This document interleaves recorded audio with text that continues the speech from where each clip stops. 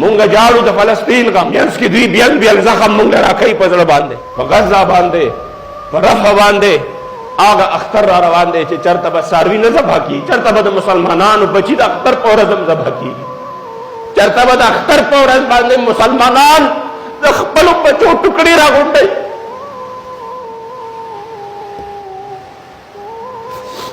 وختي مې د یو صحافي انټرویو کته،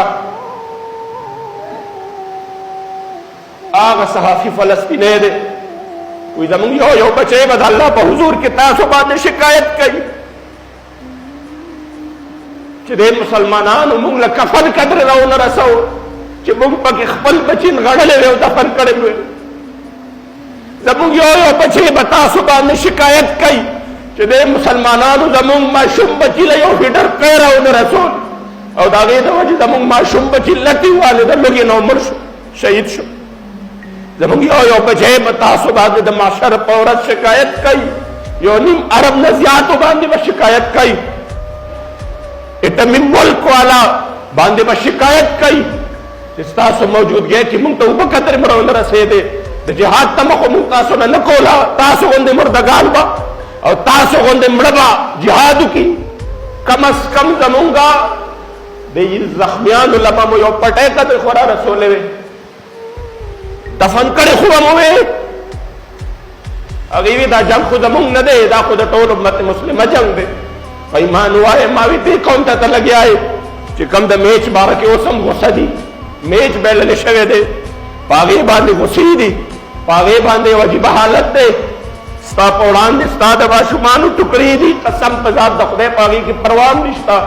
په کومه ورځ چې ستا د فلسطین ماشومان په رفح کې ټوکړې ټوکړې په اسپتالونو کې پراته وو او ما هغه ورځ باندې په غټو ګراونډونو کې سکرینونه لګېدلي وو او قوم لګیا و په ډولکو باندې مشغول د یوې چکې سره.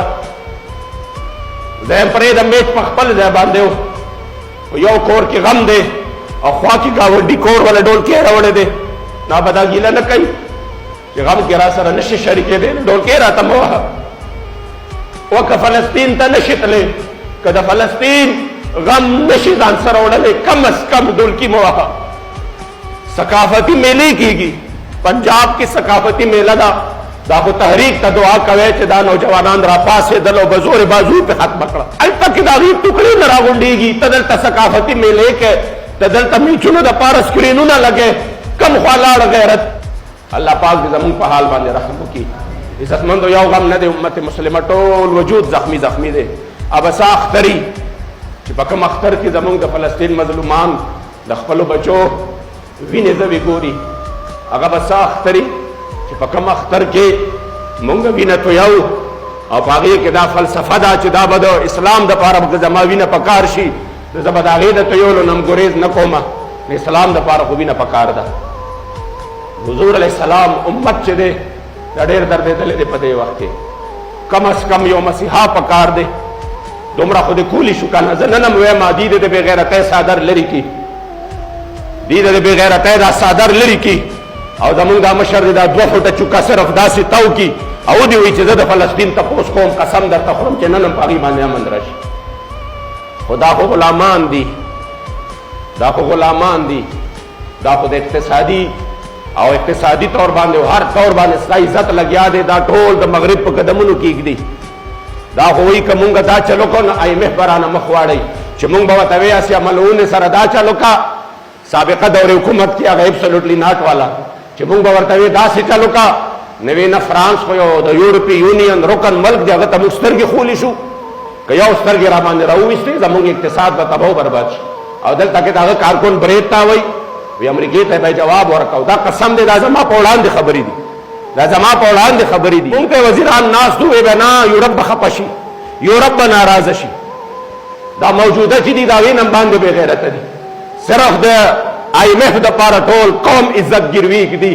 نو په ایمان ووایه داسې ملک چلول ګران کار دی؟ ماله جواب راکړې ګران کار دی.